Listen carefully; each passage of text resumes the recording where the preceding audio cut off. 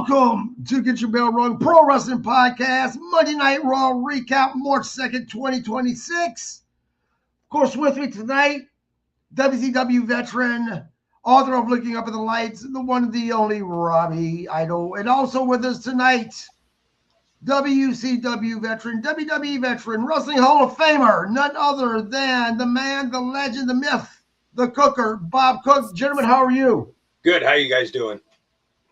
Well, to be honest with you, I'm doing good, but I got some shit to get off my chest because I have never realized, and maybe I should have, maybe it's my fault, that I have not realized exactly how many whiny little bitches that call themselves professional wrestling fans that are supposedly grown-ass men.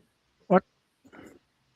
We're going to get to this towards the end of the podcast, but I want to talk about this up front real quick because it's something that just got under my skin, man. All over my news feed and all these wrestling fucking communities are all these fucking grown-ass men crying, oh, CM Punk shouldn't have said that. That's crossing the line. By God, go find your fucking balls. Seriously. You know what's funny about that is, you know, part of that promo, Roman Reigns said that CM Punk was brought to WWE for all of the fucking 35 to 40-year-old fucking basement-dwelling virgins that call themselves men. But yet it's the same men that's crying over what fucking CM Punk said. Is these fucking 35 to 40-year-old fucking basement-dwelling virgins who fucking take everything as goddamn reality, and they're just crying and losing their minds, going as far as saying that if there's not some type of fucking apology, that they're going to stop watching WWE. And guess what? Shut the fuck up, because no, you're not. You're not going to stop watching WWE. You're not going to fucking stop watching AEW. You're not going to stop watching professional wrestling as a whole. You're not going to. So shut the fuck up. I'm so over these motherfuckers, dude. It's pathetic. It's really, really pathetic that grown-ass men crying about this shit. For fuck's sake, Robbie. I find it comical. I mean, the wrestling business, what do? You attack anything, whatever. Like, all right, KG, if me and you were doing a promo and I know you came out of rehab, guess what? I'm coming at you after, right? I mean, it's the wrestling business. You go after whatever mistake you made or whatever happened tragic in your life. That's how they deal with it. A couple of things. Number one, you can bet your ass that they didn't just pop this up on Roman Reigns and he didn't know about it, right? That ain't happening. Sure, Roman Reigns knew about it. Fuck, as far as we know, Roman Reigns and CM Punk could have come up with this shit themselves. I look at it as a way of, and Bob, tell me if I'm wrong, but in many ways, isn't this kind of honoring Roman Reigns' dad as the legend he was, still making him part of professional wrestling by adding him in this storyline? Sure, in some ways, but when you think of history, I think it was Paige brought up Reed Flair's death, trying to get the ire of Charlotte Flair, which brought in the ire of the ignorant wrestling fans who thought it went too far. Back in 1985, when Eddie Graham blew his brains out, when Mike Graham came back, they used Eddie's death in a feud with the Freebirds. One of the best angles ever, but people were complaining about, oh, it's gone too far, but it drew money. Right. I was going to bring that one up. I forgot about that one. And then when you started talking, I was going to go, what about when in Florida Championship Wrestling, when they brought up, when Michael Hayes went at Mike Graham with that? Yeah, was Buddy Rogers got in Mike's face and he said, you're just like your old man, nothing but a loser. Then Mike beat him up, and then they all beat up Mike, and then they drew money across the horn of Florida wrestling. It's on YouTube. It's a great angle. Excuse me, I almost threw up in my mouth. And look, I'm not talking about people who've just kind of said, we thought that went a little too far, but didn't make a big deal out of it. I'm not talking about those people. There are people who are crying about this so much so that it's like their whole lives are fucking ruined. It's so sad. Look, guys, I promise you, tomorrow, next week's going to come. you'll be able to pick up your phone and go find fucking Pokemon or whatever other fucking nerdy ass things you do, right? It's just fucking professional wrestling. But you can tell, look, these people who are crying about this obviously have never been into a real scuffle. Because I can tell you, as old KG Landry here back in the day, bouncing bars, just getting in fights, just do my own thing, right? We talk trash to one another. I promise you, we wasn't fucking blowing you kisses and talking sweet nothings in your ear if we wanted to kick your ass. This was about as legit as you could get. This, in my opinion, was a great promo, and we'll get to it, guys. Overall, Bob, what'd you think? I don't know why I'm asking you because I know. What you think about the show overall, Bob? Geez, I was just going to say something. I completely forgot what it was. Well, I forgot what it was. It had something to do with something we're talking about. Damn it. I didn't think it was that bad of a show. I mean, it was its usual, Dominik working in, I don't know, slow motion. Either that or my Netflix was screwed up. Robbie? I liked it. When we get to the match, we'll talk about it. But, I mean, overall, it was a good show. Yeah, I agree. I didn't mind it last night. I mean, go ahead. It kept your interest. I mean, you know. Yeah, lots of stuff that happened last night. I mean, look, there were some things that I'm like, but that's just professional wrestling in general, right? You're not going to like everything in professional wrestling because professional wrestling, there's segments for everybody. So one segment may not suit you, but it doesn't mean it was a bad show. It just means that, you know what, I didn't like this segment, but there was a lot of segments for me. Terry Ziegler says, hey guys, what's going on, Terry, man? Thank you for joining us. You always join us. I really appreciate that. Guys, we start off with chaos with the Vision. Paul Heyman opens the show furious about the return of Seth Rollins at Elimination Chamber. Heyman calls Rollins the biggest thief in WWE. Austin Theory claims Rollins stole Logan Paul's victory. Logan Paul compares himself to Brock Lesnar, citing dominance inside the chamber because I think he got rid of 3 people or he pinned 10 people. Logan Paul decides he's going to take the show hostage and demand Seth Rollins come out. Adam Pearce attempts to calm the situation down, noting that Rollins is not medically clear. Then all of a sudden we start having masked man after masked man show up to the point that each of them lured each member. There's only 2 of them now. The Vision out. Eventually leaving Paul Heyman by himself. When that happens, of course, we've seen Seth Rollins appear, kick the shit out of Paul Heyman. Robbie, your thoughts on this segment? I liked it. I thought it was great.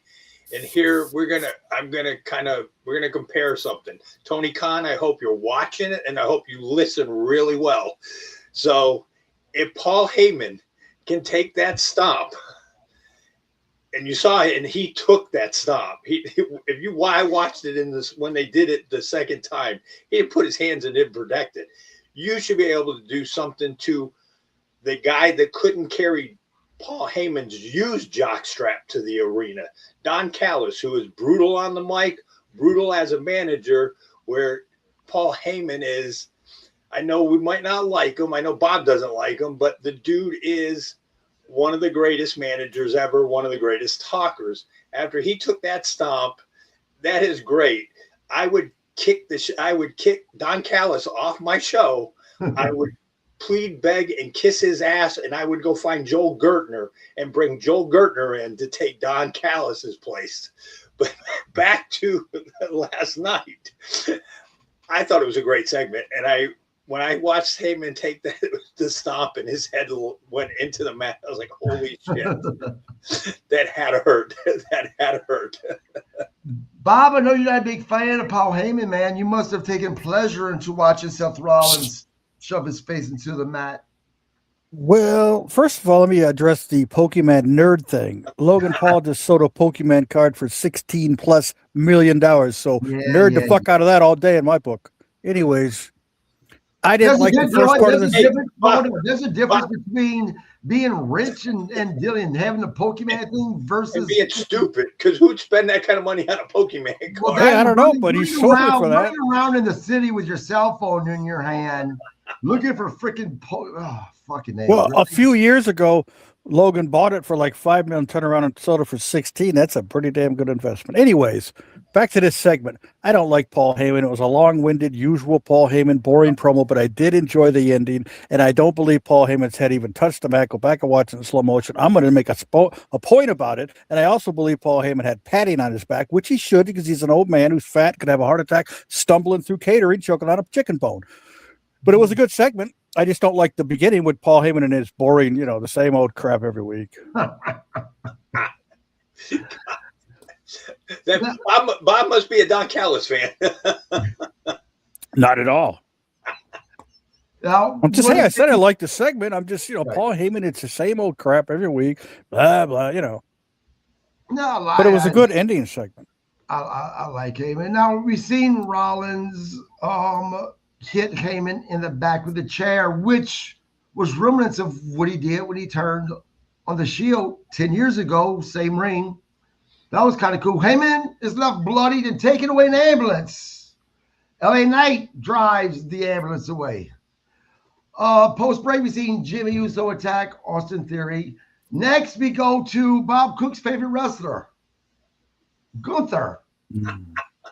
Versus Dragon Lee. I will admit this was one of my least favorite segments. I like Gunther, but I don't like Dragon Lee. So Wow. I just wasn't interested at all in this. It was a decent, look, there was nothing wrong with the match. I'm just not a fan of Dragon Lee. I'm bored with him. Now, Gunther defeats Dragon Lee via sleeper, but his mask also comes off.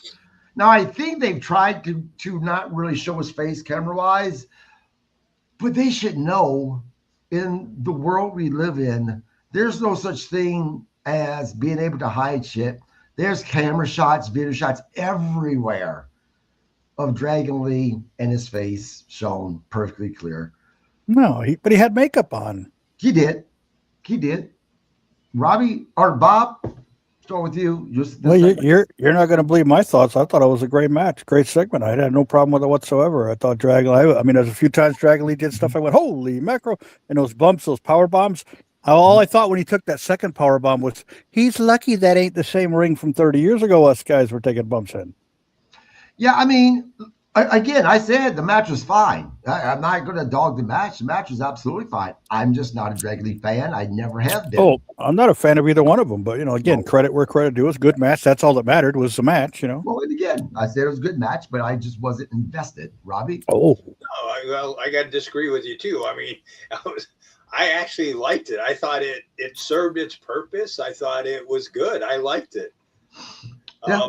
And I agree with Bob when he said that was 30 years ago, because when I worked that one shot I did with WWF, that ring was like landing on concrete. Yeah. The first bump I took from a WWF was a hip toss, and it knocked the wind out of me. Yeah, I took a slam I had a body slam and it knocked the wind out of me. But who slammed you? Rick Rude. Oh, that explains it. I'm just kidding. Yeah, again, I don't knock people who liked it. Again, it was a good match, but if I'm being honest, again, I just not invested. I'm not a big fan of Dragon Lee for a reason. Well, 9,000 people in a 16,000 seat building said it was awesome. Yeah, but can we really go by what fans are screaming and these? Yes, we can. The ones that pay the big money, we can. Yes. Trying to be part of the show. Terry says, I think they're trying to make Dragon Lee the new Ray. I don't buy it. Compared to Mexico, WWF ring was great. Was he talking about 30 years ago? Yeah, I think he might have been there. Obviously, it was different times. If you guys don't know each other, I think it might have been a little bit before you guys. What? Does that mean he's an old man? He's up there. Terry, what year were you with WWF? Well, something I did write down that I got to give credit where credit is due as well. That bump on the announcer's table, that power bomb, holy fuck. That was brutal. Look, it was brutal when you seen the marks on Dragon Lee's back. Again, I might not be a fan of his, but I'm not going to take away he's a tough son of a bitch. He really is. I mean, to take a bump like that, and I mean, when he got up and I seen the marks on his back, I'm like, oh my God, just like brutal. Was that Oh, from that, or were the marks from that ring apron spot just before the powerbomb on the Oh, table? He had a few from different spots. Yeah. Because there were like 2 or 3 on his back. Oh, Terry was there actually after you guys. He was there 90 to 93. Yeah. Well, Bob, I was there before Bob was, because I was in I think 89. 89. Yeah. Holy shit burgers. Yeah, I was there in 95. Yeah, so I was there before Bob. So I was in 89. I got a tryout. Terry's talking about, WWE is what we're talking about. WWF. Yeah, WWF at the time, yeah. So if they would even said, hey, we want to continue to use you. Like I said, it was so unorganized and everything. When I was there in 89, I was happy to go back to WCW. Mm-hmm. Yeah. Terry actually had a small, tiny storyline with Lex Luger where something to do, oh God, I can't even remember what it was. During the Lex Express gimmick? Something to do with the mirror, Oh, before he was before the Lex Express? Okay. When Lex Luger was the narcissist, and Terry didn't take too Luger didn't take too kindly to it. Lex Luger, and beat the snot out of Terry. Oh, for real? No, just kidding. No, part of the story. Lex was easy. Who we kidding? Next, guys, the women's division. Ooh. Asuka berates Kairi Sane over chamber failure. AJ Lee checks on Zane. Esther, you're okay? Man, look, if I'm being honest with you, after that performance last week by AJ, I just don't look at her the same as a performer. It was so Robbie. She is it me or just kind of she's still, maybe it's from the gimmick she played when she was there. She kind of looks a little clueless. My wife pointed this out. She's like, maybe it has something to do with she's trying to be the same AJ Lee that she was when she was very young. Maybe her character should have matured some. Maybe she's coming off as a little creepy. From my wife, not from me, guys. From my wife. But and that's it. Like she's trying to be like what she was, and right. Now let's time out from Raw. Let's talk about AJ Lee real quick and the Becky Lynch match from Elimination Chamber. Bob, did you have an opportunity to watch Elimination Chamber? Yes, I did, sir. What was your? You weren't on your phone? What's your opinion about that match? I thought I was all right for what it was. I mean, it's AJ's first match back in a single. That's hard enough, especially in front of your hometown. 20,000 people. The nerves are shot. You're probably blowing up, just stretching out in the back, thinking about the spots you have to go through and all. I don't know. I thought she did well. She did okay. I'm mumbling, but she did good, I thought. I'll be honest with you. I thought it was a lot better than I was expecting it to be. I thought it was a decent match, actually, and I am not a Becky Lynch fan at all, and I thought it was a decent match. AJ had a little bit of blood coming out of her mouth. Apparently, she took a couple of hits. Oh. Robbie? Yeah, I thought it was a good match. Better than what I expected, but I thought both of them did a good job. Mm-hmm. Yep. AJ then came out and she addressed the crowd as the Women's Intercontinental Champion after defeating Becky Lynch. She thanked the fans for remembering her, promises to be a fighting champion. WrestleMania is in her sights, but she is defending before then. I was so happy that Becky Lynch didn't come out because I was so worried about that. I'm like, man, I want that to be done with. Let's move on now. Robbie? Yeah, I was kind of wondering if someone was coming out, and I was going to say, and I was just kind of curious, but I thought in the back of my head, please don't be Nikki Bella. Hey. I'd like to see AJ Lee against Liv Morgan. I think they're similar in size. I don't think they've ever fought before. I think it'd be good. Babyface heel gimmick, Michael Vasquez says, hello. Jeezy's 504 says, I was happy neither the Bella twins nor Becky came out. Yeah, I agree. One of my favorite parts of last night, Hall of Fame announcement. Demolition will be inducted into the Hall of Fame. I think it's long overdue, in my opinion. Oh, I hate the people who say that. Really? Why? Long overdue. It's about time. Well, guess what? Numbnuts, if they put everybody in the Hall of Fame, there'd be no Hall of Fame. So you got to linger it along for years to come. Yeah, Shut up, shut the fuck up, and be happy they're there now. And the reason they weren't before is because they were in that lawsuit, that stupid bogus concussion lawsuit. And some people just go, if they're suing my company for something that's really not valid, hey, maybe we shouldn't honor them. But now bygones are bygones. Vince is off in Neverland with some young chick with billions of dollars, and Triple H is in charge. Boom. There you go. They're in the Hall of Fame. Shut up. Ladies and gentlemen, the grouchy old man, Bret Hart, speaks. Hey, listen, pal. If you lived with demons, you'd be grouchy too. Maybe I'll leave with demons, man. I'm not talking about in the head, demons in the head. I'm talking about living, breathing demons surrounded by. Can I throw something in there? Robbie knows what I'm talking about. Do you ever think sometimes you're part of that problem? No. No, I do not. There's part of the problem. You've probably been talking to one of the demons and they're feeding you the bullshit that demons feed you. Right? I don't talk to anybody. I do talk to your kid, so Oh, well. He's the only good one in the family. What are you talking about? Yeah, Robert, he's good shit, man. He really is. I don't know how it turned out so good, but hey. I'm glad you said that, Bob, because I was going to say. What'd you call me? Not a deadbeat dad, a sorry ass dad? I don't remember what it was. I don't remember. I argue with you. Terry wants to know if sorry ass excuse for a father, I think was it. I think that's what it was. And you said it like 10 times in the same promo. So it must be true. We were just talking about that right before you came on, too. Terry says, wants to know, is Danhausen living at Bob's house? Danhausen was funny last night. He ain't there yet. But I don't know. I told you, the guy outside the context of a wrestling match between bell to bell, he's funny as hell. That's funny because I specifically wrote how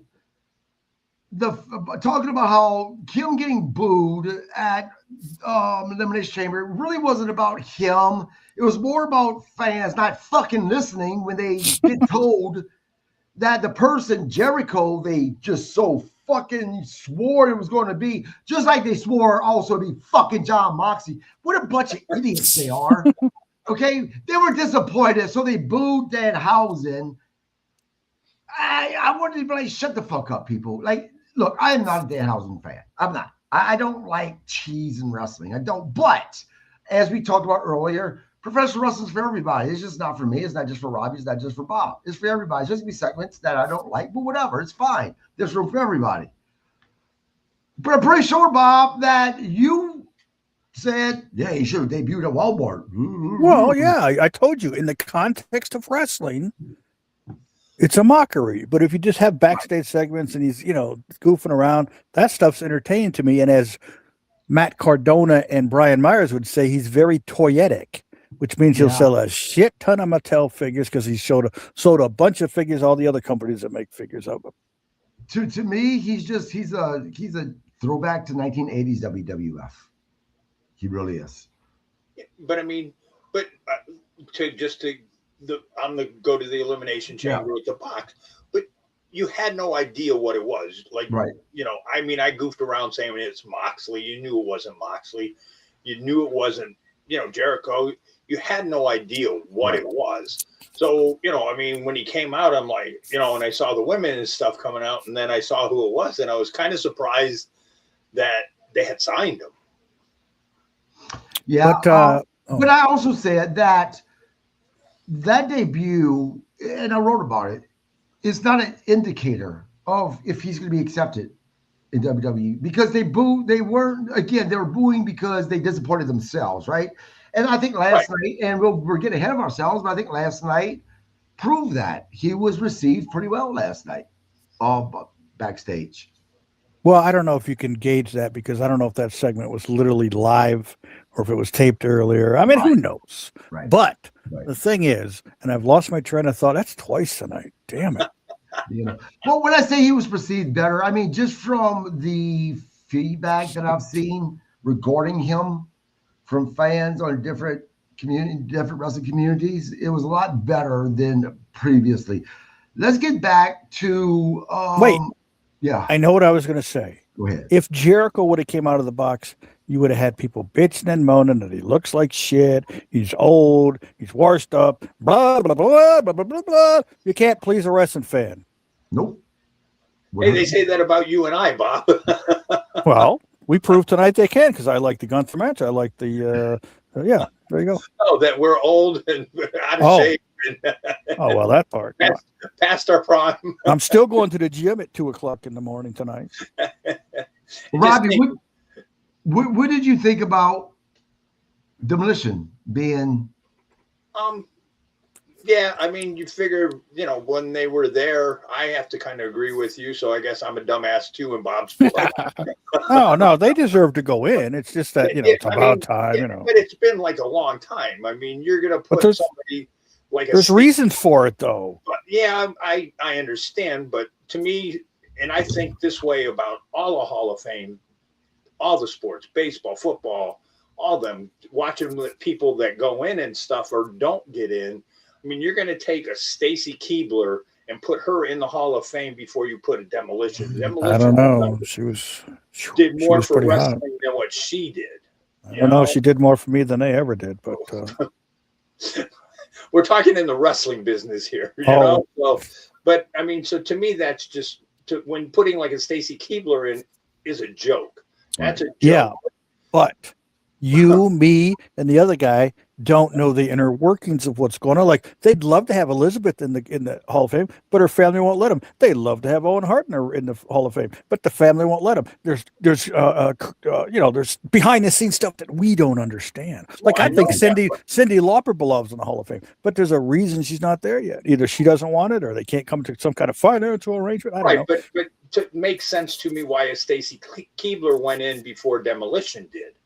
Well, again, we don't know the behind the scenes. Maybe they were under contract with something. Maybe they had something else. Maybe they haven't mended the fences correctly when that happened. I don't know.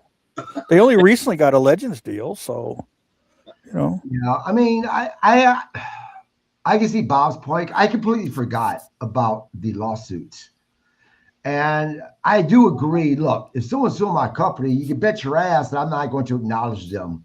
Right. So but I mean, there's other people though that there were no issues that should have went in before certain. No people. Issues that you know about. Just because they're not in the lawsuit don't mean they don't have some kind of issue. Well, maybe they were like the Steiners for years. They badmouthed Vince like crazy for years, and finally, maybe they came to terms and they got in. Like if I owned a company and you had some guy going, WWE is a piece of shit, Vince is an asshole, I wouldn't honor them. Well, yeah, I get that. Right. Who knows? I don't know. But yeah.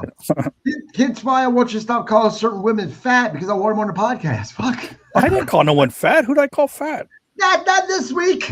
Oh, well, that was well, let's just say pleasantly plump. Does that make you feel better? But you should be able to say, even like some of the bigger girls, and you have to give them their credit that they, as talented as they are, and you go, if they have talent, yeah, and they're obviously have talent, they're there. Well, come on now, the great Khali's been there. Well, not him, but I mean, you could say certain people that were there, but I mean, these people are. That you don't like, we won't name names, but they're talented. I mean, like, I like everybody. Yeah, my ass. Speaking of something not liked, a storyline that I'm just kind of bored with, although good match. The Americana saga, the original El Grande Americano defeats Rayo Americano.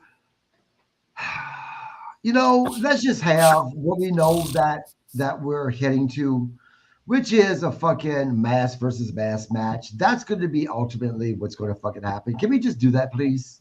Yeah, do it in Mexico as part of their AAA stuff. The hell with the big time. They're going to do it at WrestleMania. Yeah, I know, but they should do it on a little AAA program that no one watches. You know, look, honestly, I want the Americana El Grande Americano gimmick. It was ha-ha at first, but now it's just tired and old, in my opinion. I prefer just to have Chad Gable back, right? Than this shit. Just my opinion, because I like Chad Gable. I bet you him and Dragon Lee could have a hell of a match. You're right. Maybe. I thought it was kind of fun. I actually wasn't bad. The match was fine. I thought it was kind of, it made me chuckle. So, I mean, I got a kick out of it. I didn't have a problem with that segment or the match. The next segment surprised me a little bit, and I'll explain why. I'm talking about Rusev and Obafemi. They face off finally in the ring, and the brawl happens. I really thought that they were going to have Oba completely squash Rusev. And although Oba did get over, as far as, Rusev's the one that kind of won backing up and leaving after getting thrown out of the ring, I wouldn't call that a squash. So it kind of surprised me, and I'm glad that didn't happen, because I'm hoping that we're going to have a decent match between these two men. Bob, do you think this is going to be a good match, or do you think just two big men going at it? And I don't. I actually am interested to see the match now because their punches look good in their little exchange to begin. I was like, holy crap, these guys throwing some really good punches.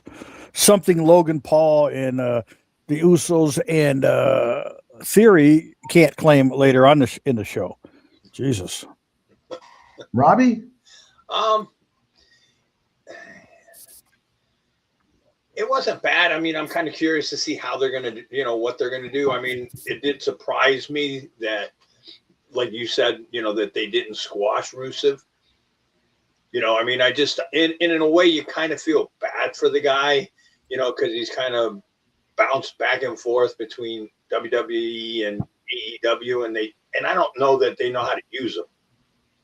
But here's my question about that, because I used to feel the same way, but I started thinking about this. It's one thing when you have one company that you say is not really using him, but when you now have multiple companies that didn't put him where he wants to, where some fans want him to be at that point, is that the company, or is there something going on with the talent? Well, there you go. It's the Aleister Black. It's the Andrade. It's that I want to be here. I deserve this. I deserve that. If I don't get it, I'm good. Same thing. Robbie?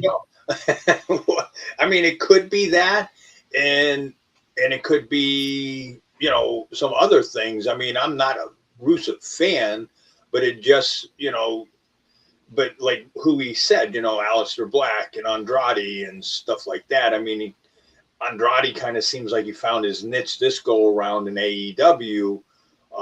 But yeah, you wonder if it's, the problem with Rusev, or, thinking, okay, I should be main event or whatever.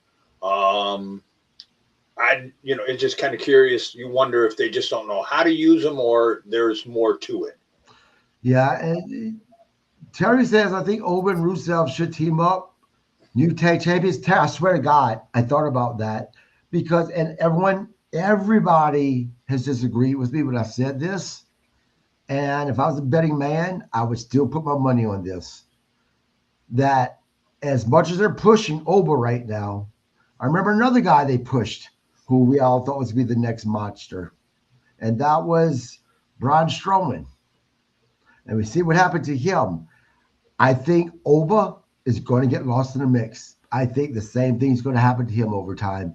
And I would not be shocked if we see Oba and Rusev as a tag team. Bob? I don't care. No, I'm just kidding. I mean, I don't honestly even know who their tag team champions are to know if a new tag team would mean anything. Fuck. Wow. When he said that, it made me think. I'm like, I can't name them. I don't know. God damn, that's bad. No, the tag team champions are the Usos. Usos, yeah. Are they really? Christ. Holy crap. Yes. God, yeah. Thank you. Yeah, well, at least it took me a second, but it wasn't on the top of my head. At least Rikishi's happy.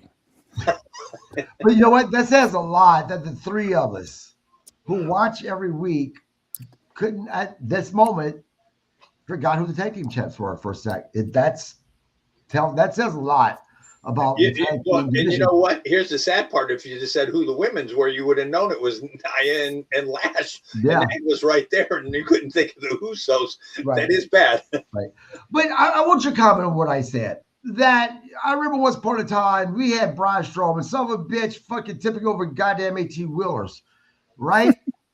They were booking him as this next monster. They put him in a feud with goddamn Brock Lesnar. We see what happened to Braun Strowman. I'm telling you, I just think the same thing's going to happen with Oba, because I don't think Oba, for myself, in my opinion, I'm just talking about for me, and Robbie, this is for you. Oba just doesn't have that it factor for me. He doesn't have that it factor like Brock Lesnar does, that monster. And I personally believe that Braun Strowman fucked up that match with Brock Lesnar, and that's why he got fucking pushed away after that. Your thoughts on this? Right. I mean, I kind of heard that Strowman fucked up in that match. I never really kind of thought of it when you said the it factor, but yeah, I mean, but even you look, well, because you don't watch NXT, like I think there's a couple new big guys down there, and to me, watching them, they just don't have that it factor. I never really looked at it that way with Oba. The way they kind of pushed him, and he seemed okay. Yeah, it's possible. Yeah, I don't know. Speaking of, guys, I gotta put this out there. We all know Brock Lesnar made that open challenge for WrestleMania, and I'm here to say I'm going to answer it. I have my terms and conditions on my Facebook page, but I'll step in the ring. You pay me enough money, and you can answer those terms that I have. Daddy needs some money. Moving across state.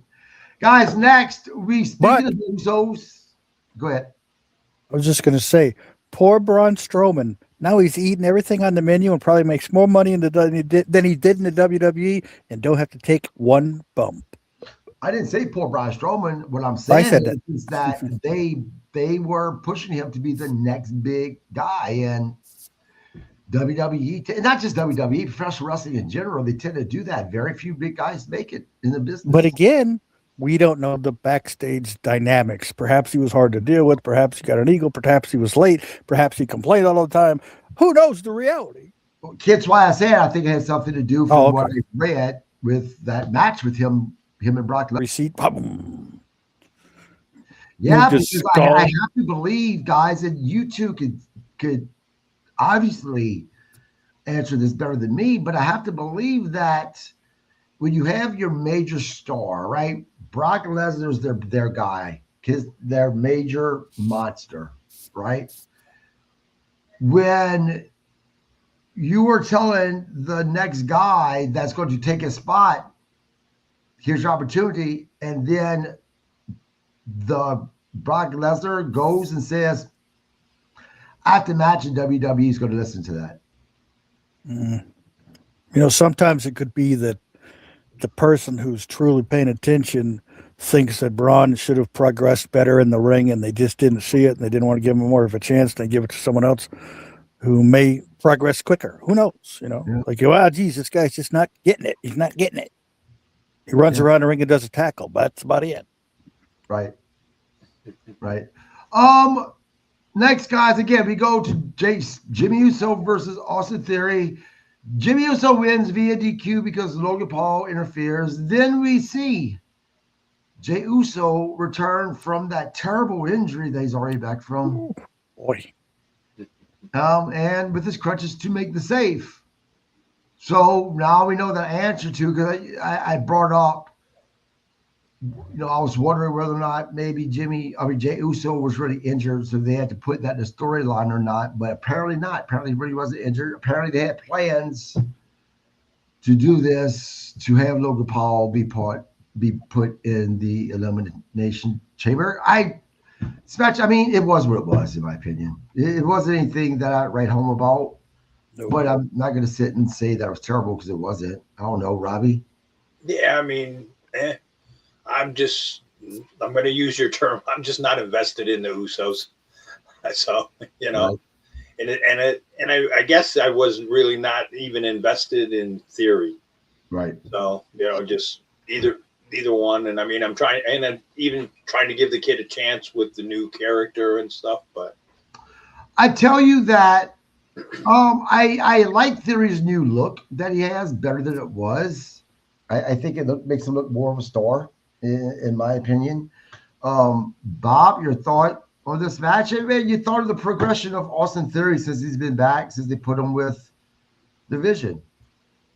I don't know. I did. I found the home. I'm like you when it came to the Gunther match, or not Gunther. Was it Gunther? I just wasn't invested in it. Yeah. The Usos bore me to death, and then I don't know. Yeah, they bored me to death.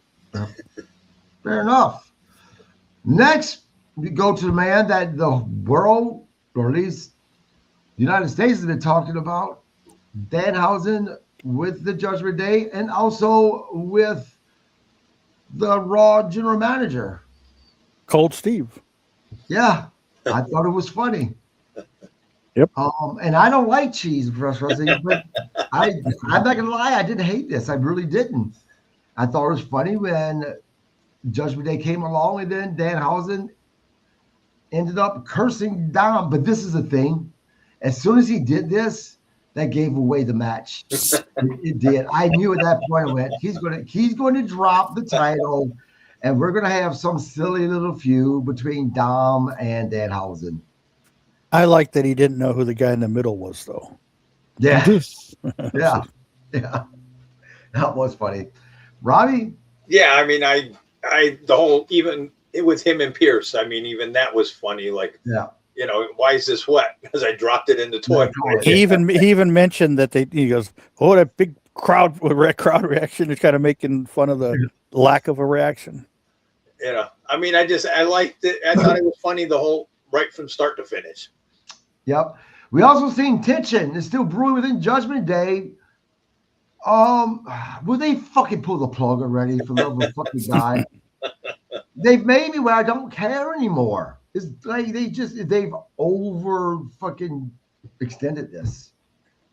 I mean, Robbie, do you really give a shit about the storyline anymore? No, I mean, because we'll probably get into it when, like, coming right up next. But no, they have it's been dragged out, and they've teased you and dragged it out, and now it's to the point.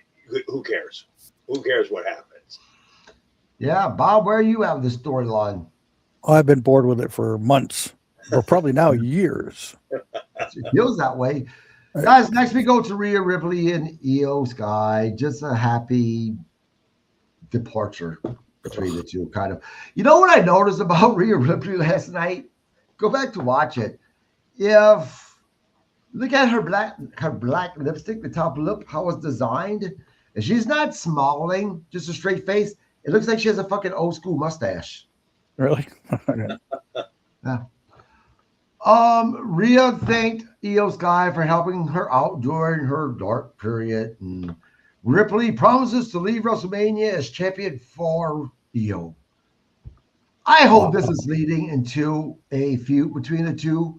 If Rhea wins this title, I hope that's released too, because let's not forget, Io and Ripley had one hell of a fucking match the last time they faced one another. And Rhea still hasn't beaten Io Sky yet. So I have to believe that this is where we're going to go to eventually. The question is Rhea going to beat Jade Cargill, Bob, at WrestleMania? No. I hope not. No. Bob? No, I hope not. I mean, Robbie? Fuck. Oh, I was going to say, my mic working? I hope so. I hope so. Let's put a title on somebody. Traitor. Put a title on somebody that can work and talk. During that promo, though, I was waiting for Rhea to like do something to Io. Like I thought, okay, we're gonna get a feud here, but they fooled me. So that would have been awesome. I was waiting for something. I kept going, and then when it didn't happen, I go, oh, I guess it's not gonna happen. It would have been awesome when Io was doing this shit. If Rhea would have just fucking chokeslammed her at that point, saying, "I'm sick of this shit." I was waiting like a clothesline or something. Next, we go to Penta versus Dominik Mysterio. Man, look, these two did not make good dance partners. Not during this match anyway. Strangely. But Penta won his first title with the Mexican Destroyer, which was the worst Mexican Destroyer I've ever seen done. I wouldn't want to take that move anyways, but yeah. Bob, you had to be thrilled that Dom lost the title. Yeah, I actually did like that, but again, Dom working in slow motion. I was like, what the heck? The guy's in his 20s still, right? Yeah. His dad's 50 something. He does his whatever the 619 gimmick into the wrestle with more intensity than Don. Don's just like walking through the park with a dog. It's ridiculous. It's because Ray is not his fucking dad. It's Eddie for the last time. Oh, well, but Ed, okay, then Eddie is one of the best ever. So then that shoots that to shit too. He has no excuse. He should be working harder in honor of his dad, Eddie. Robbie? Yeah, this match it was off. I mean, I think, I don't know if it was both of them or whatever, but yeah, I guess because I expected more out of it. I would have thought it would have been a better match than what we got. Yep.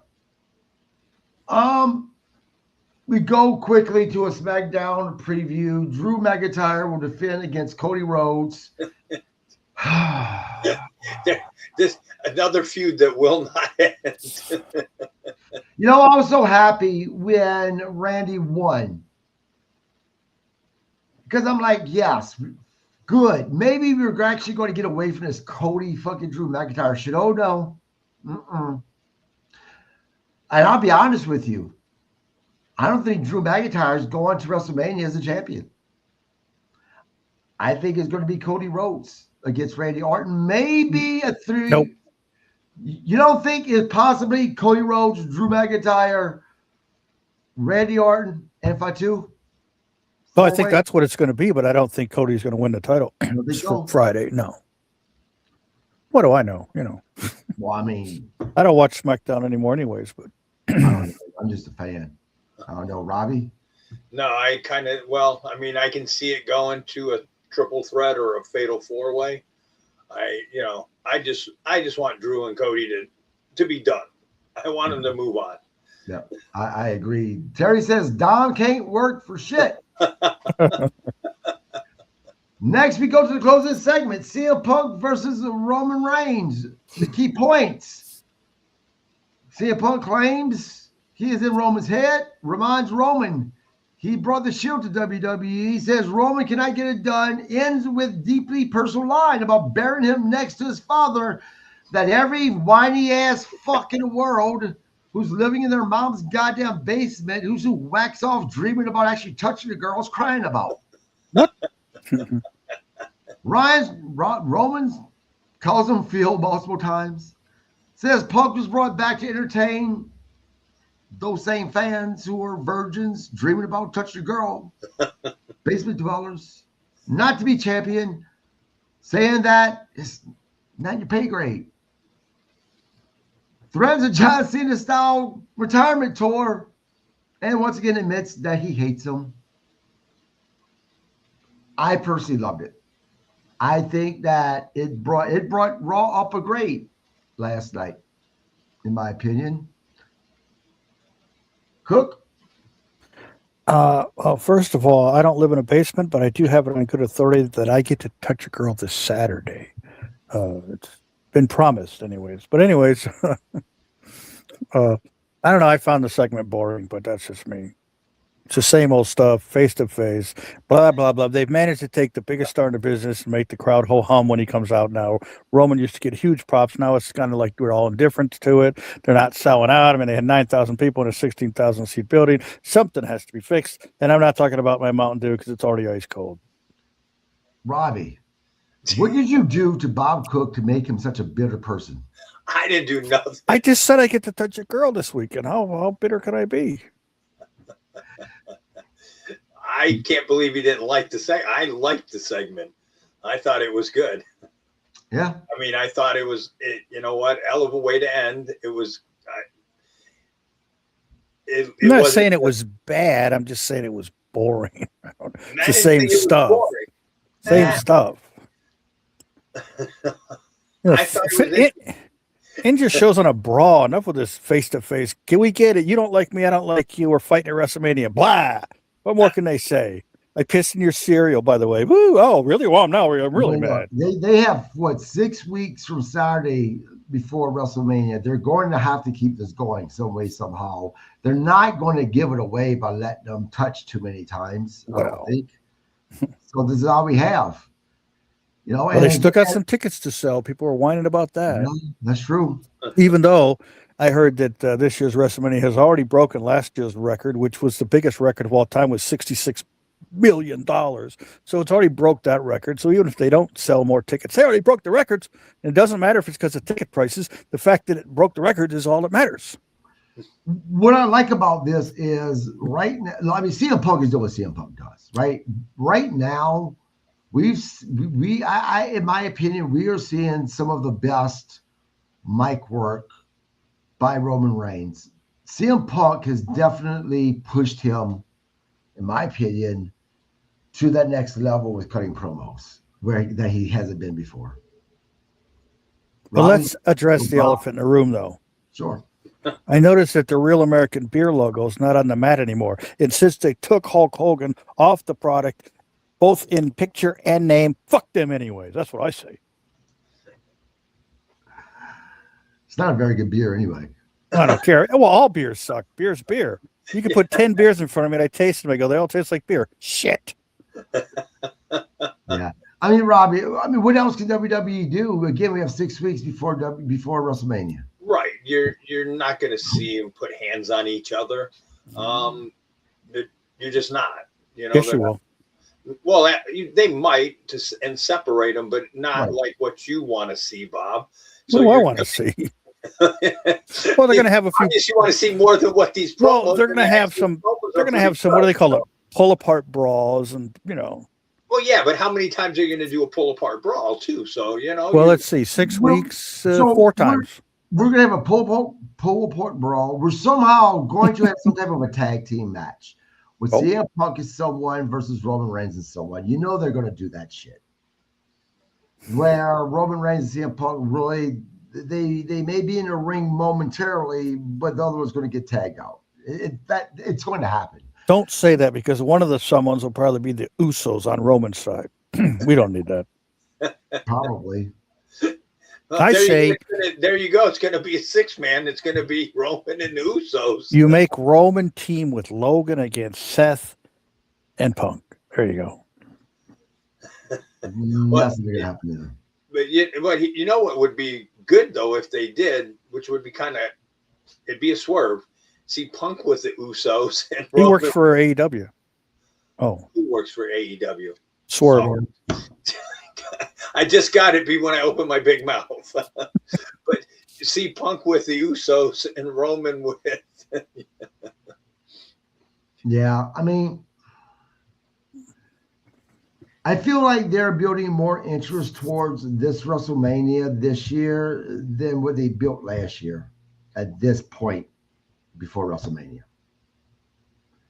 Because last year's WrestleMania, what was the build-up? Wasn't it Cena? It was CM Punk.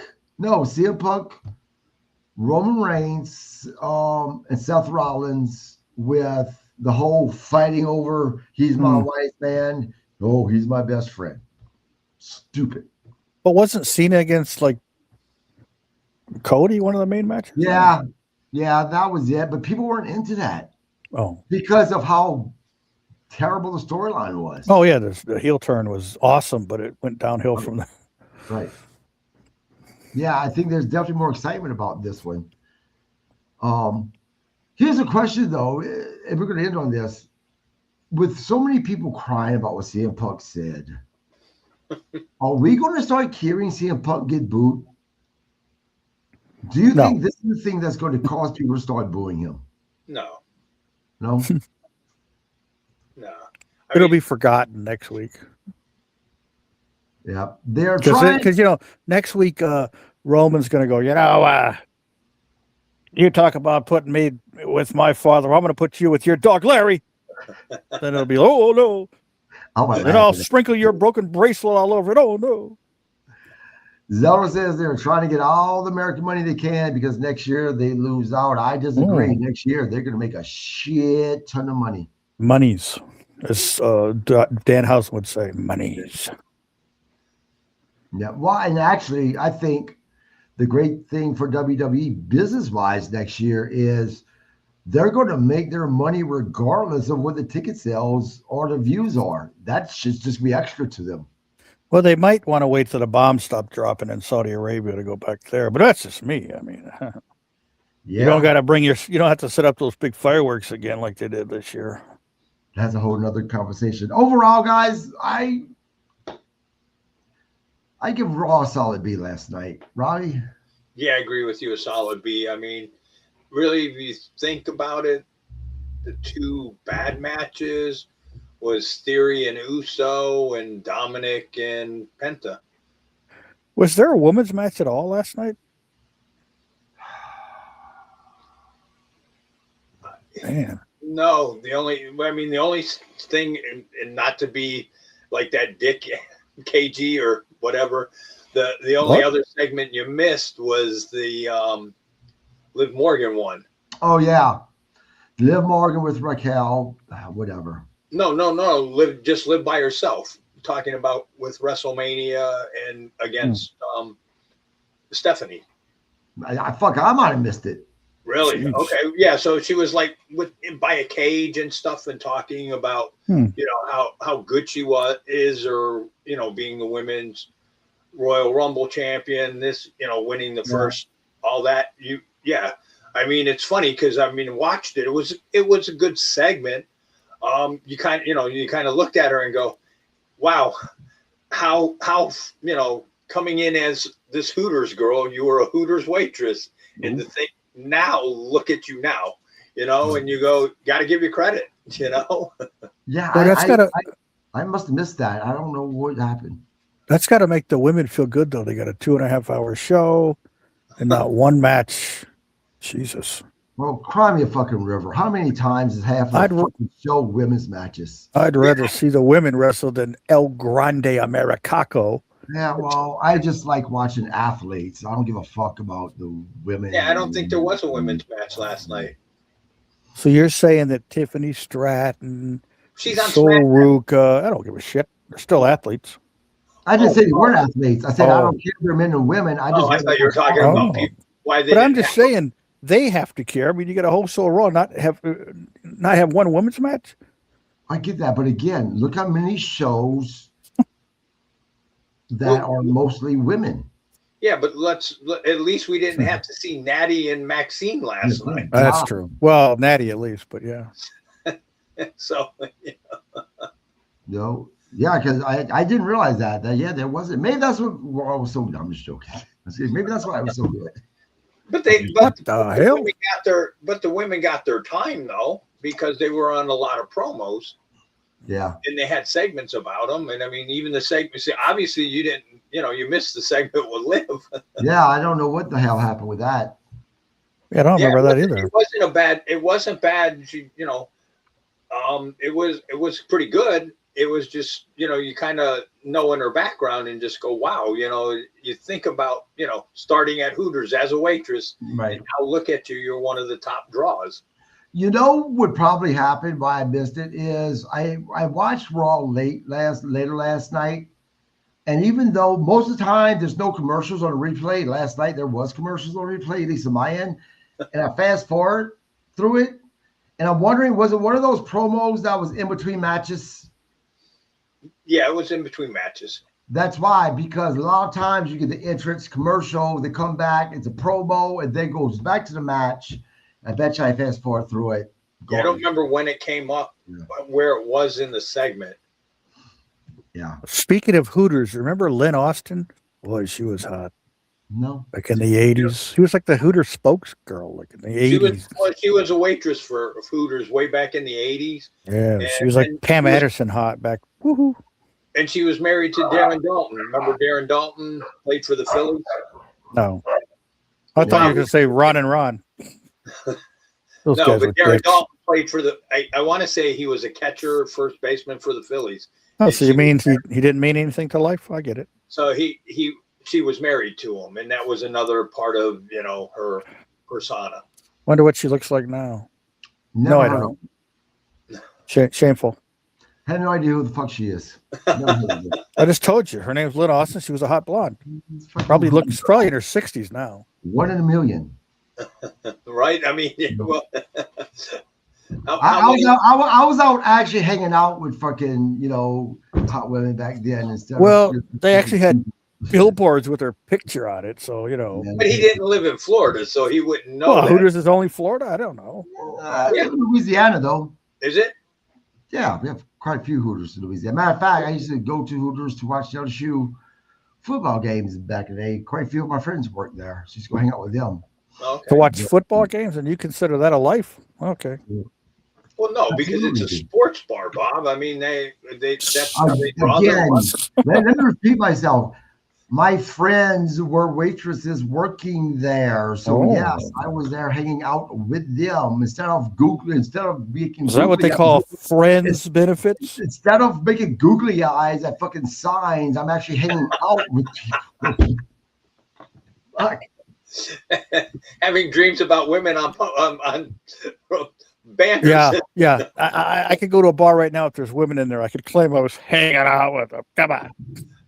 I mean, it was part of my look. I bartender for God knows how many years in some of the hottest bars in this country. Well, I bet you got some good stories. So, nope, none whatsoever.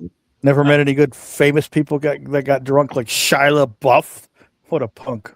I've met lots of famous stories and lots of famous people bartending for them. Saving it for the book? No, I you know what? I'm one of these people that believe that, they're going out, they're having fun, they're getting drunk. Some make asses of themselves, sure, but so do we. Who the fuck am I to go and talk shit about them just because I was I'm not telling you to talk shit about them. You tell stories, I don't know. Jeez. I mean, I can tell you stories. You got to get hostile about it. I mean, being hostile, I'm just saying, I don't share a lot of stories about people that I've met because I respect their privacy. I mean, fuck, you'd be amazed at people who are shitty tippers. Those are the ones I want to call out. Shitty tippers. Yeah. Famous people? Yeah, fuck yeah. Oh, well, call them out. They're probably dead now anyways. You're talking decades ago. I can tell you one, and because she was one of my clients, and she bartended in Chicago. And they pulled up in his boat, and one of the other waitresses was like, wow, I really like him. And all the waiters, waitresses went, you can have him.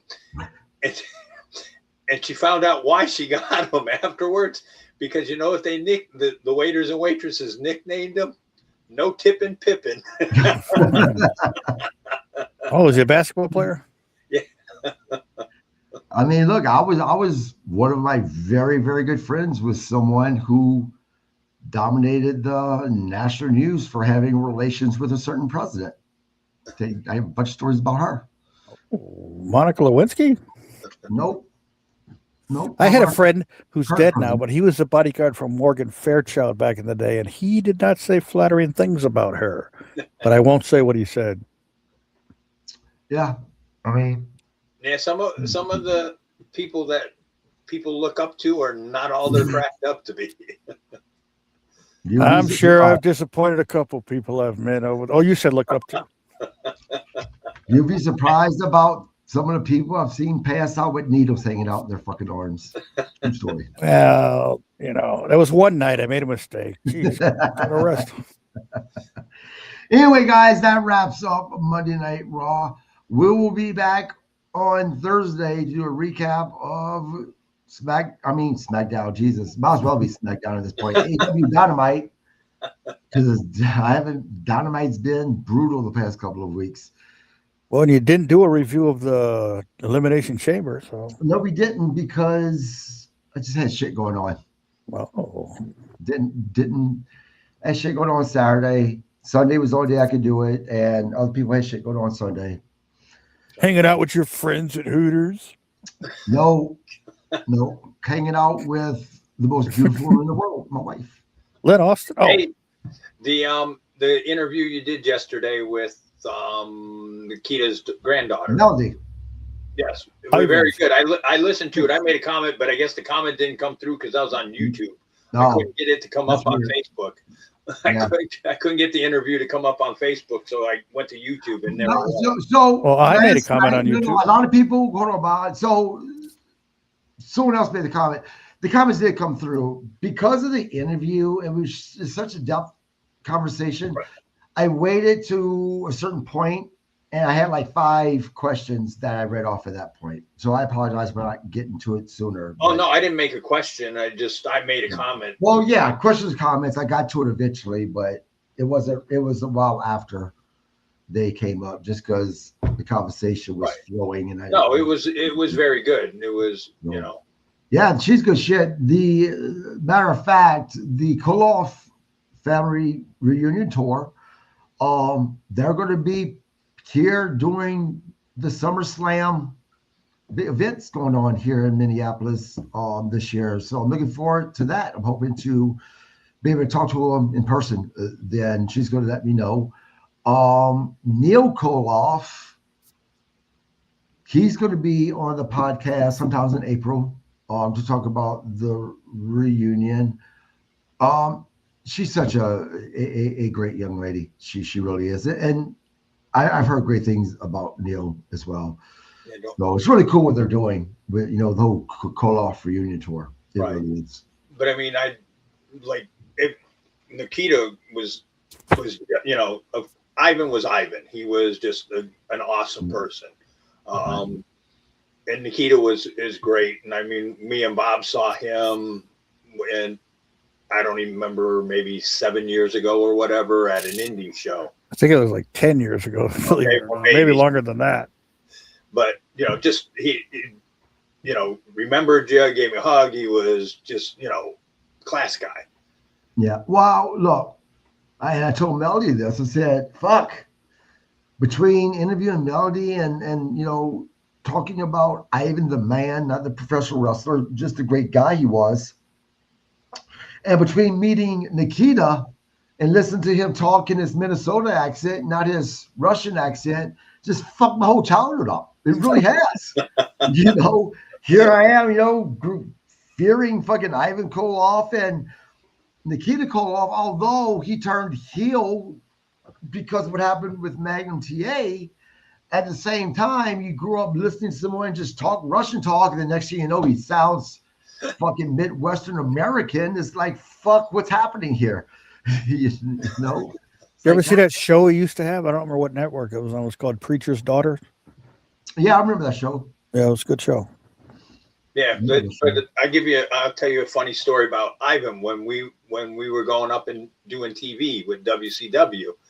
And I remember I think Rick and I wound up working Ivan and Nikita. So we were talking to him, and Ivan's eating chicken, and Rick's like, man, that smells so good. I'm starving. Ivan actually gave him a piece of chicken. He was like, here. And I'm looking at Rick going, really, dude, you can't take that. And Ivan's like, no, if you're hungry, here, have one, And I thought it was cool, like, here's this big, you watched him as a kid and everything, and he's like sharing food with you. Look, I don't know how many more nice stories I could hear about Ivan, all right?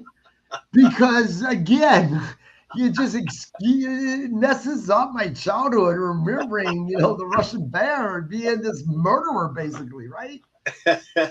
Kill people in the ring. And, he had like a British accent. No, now the real guy, it's not the guy that's beating people's asses. No, this guy sharing chicken with a hungry. Fuck. You want me to ruin your childhood a little bit more, KG? Those two were two of the easiest guys to work that night. I bet they were. I what, that doesn't even surprise me because they were such professionals. But you know who else was easy to work, and he was from that era too, was Abdullah the Butcher. Mm-hmm. Yeah. I heard he's in the hospital again too. By the way, He just got. Thanks for bringing that up. Actually, so Abdullah they transferred him to another hospital. So positive vibes going out to him. Ronnie Gossip, who he texted me this morning, said that he had 3 blocked arteries. So emergency surgery this morning. I just got an update. Apparently, they were wrong. His arteries were not blocked. So they went in. They're like, "Fuck, you're good." So glad to hear about that. Well, Ronnie's been dealing with some fucking medical shit, man, with his foot, and then this shit added to him. Man, I felt bad for him, but that was good news to hear. But yeah, positive vibes going out for Abdullah the Butcher. Hope he gets well. But going back to him, see, this is why I never, before this fucking podcast, I never went to these wrestling fucking events like where you get to meet these wrestlers, because I knew that it would ruin it for me. And the same goddamn thing with Abdullah the Butcher. I met him last year.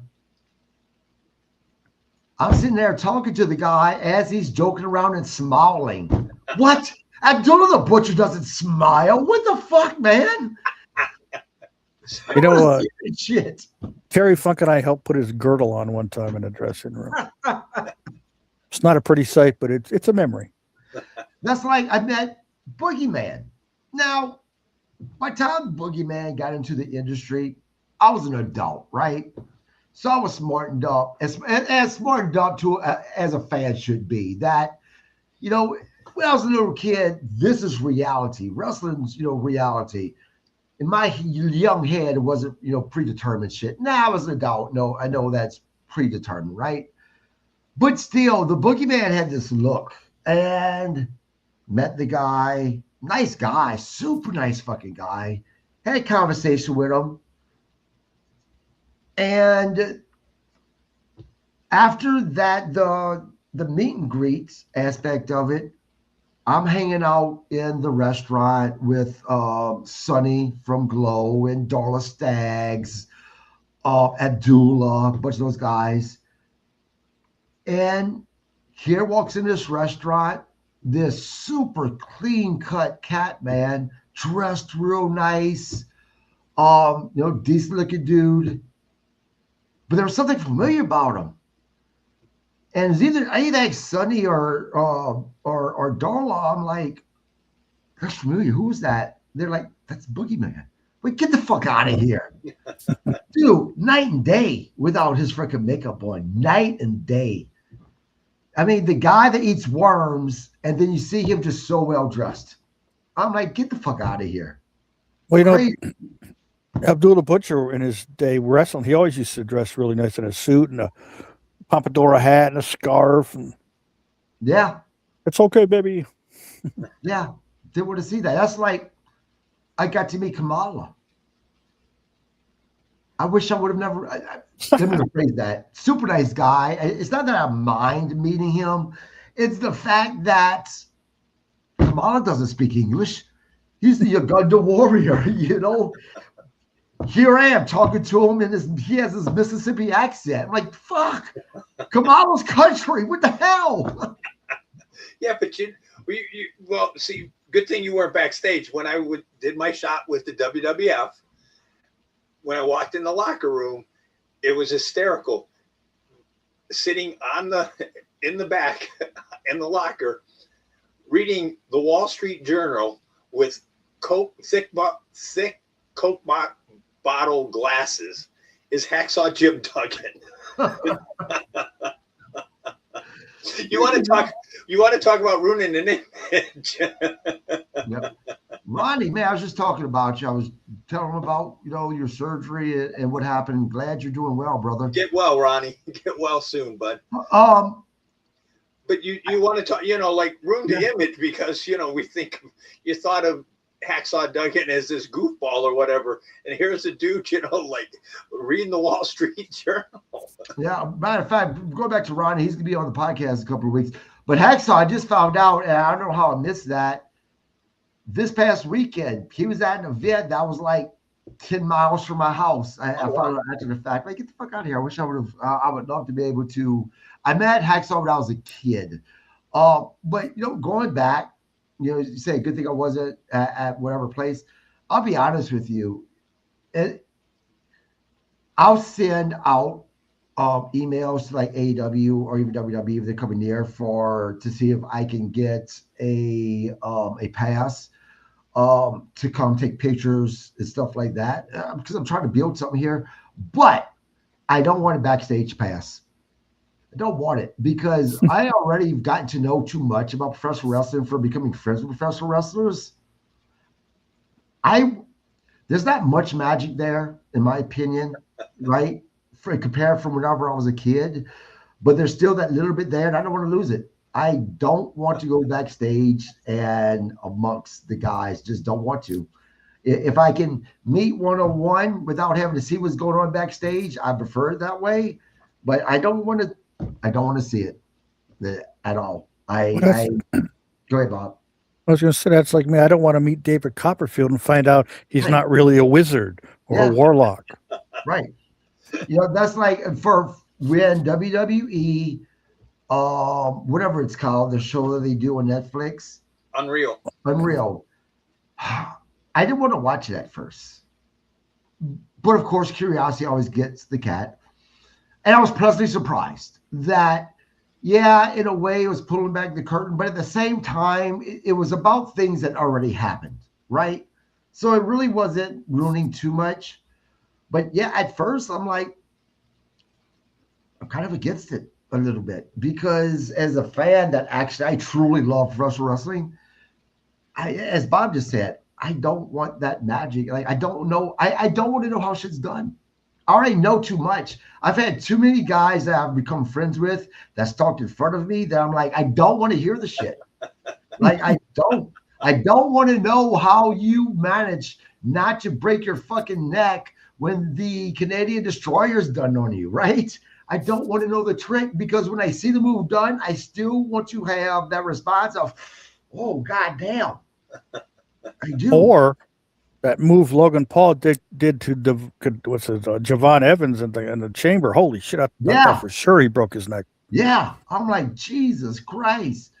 Ronnie says, "Hey, Bob Cook, great to see you, bud." Hey, how you doing? I had the same surgery you had, and they found cloggage. What's up with that?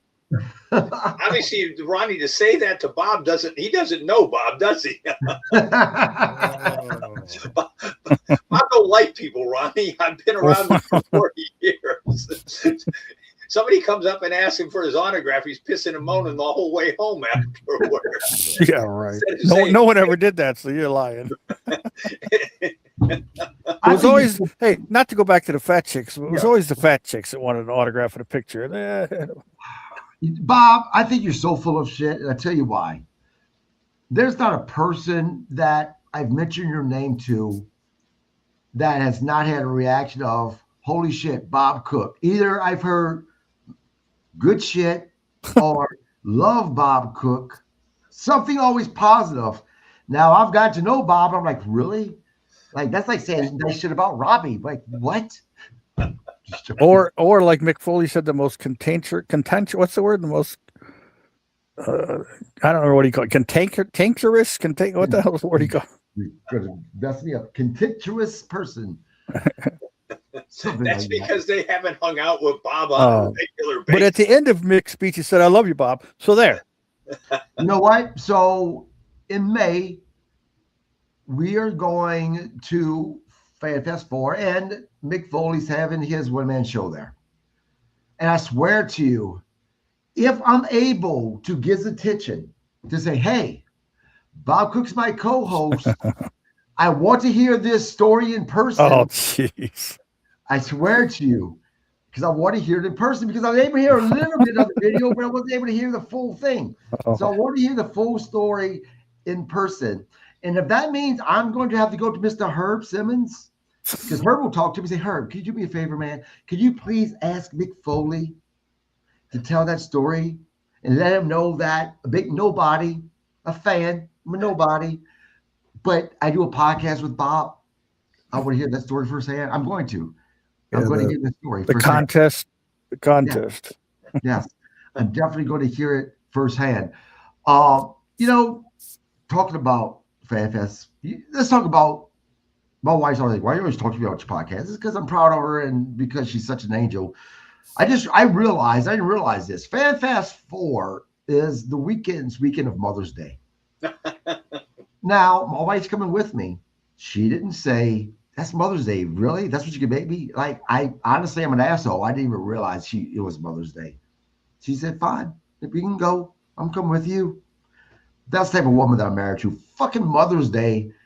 And she's going to spend it, Mother's Day weekend, spend it, FanFest 4, where she knows I'm going to have a good time.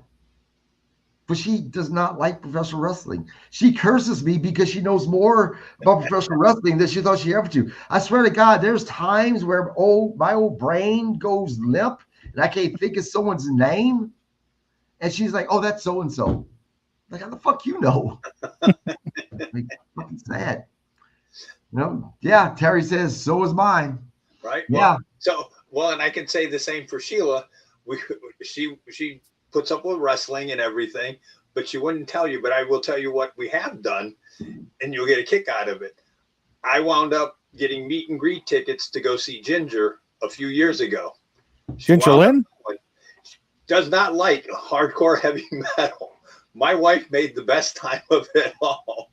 So she went and she tolerated that. The only thing that freaked her out, because the pit worked its way back to where we were, and they hit some guy and he slid, and they had these big pillars that were holding the tape, like the deck up or whatever, and the guy's head hit it, and you heard this thud, and she was looking at him going, and that was when the mother came out. She was like, are you okay?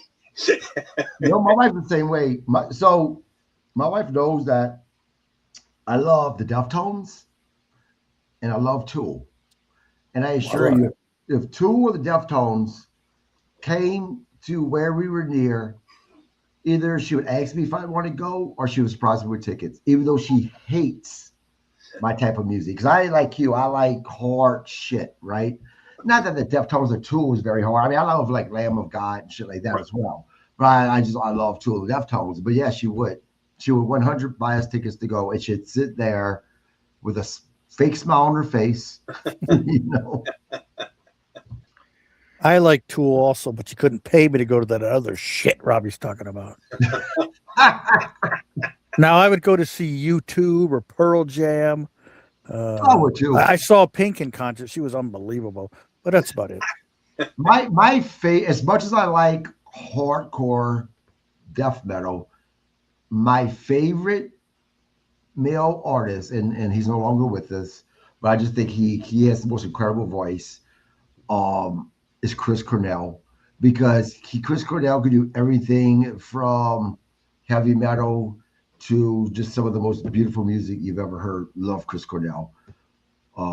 That's my favorite artist. But I would definitely go hear YouTube and all those guys as well. Yeah, I will say back in the day, the best concert I ever saw, and he was one of the greatest, and I was so thankful that I got to see him in his prime. Ronnie James Dio. Oh. Was one of the best shows. I mean, to me, the best show I ever saw. But just, I was glad I got to see him in his prime.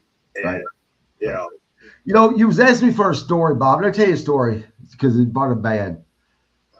In October of 2003, I'm bartending on Bourbon Street, and it is 4:30 in the morning.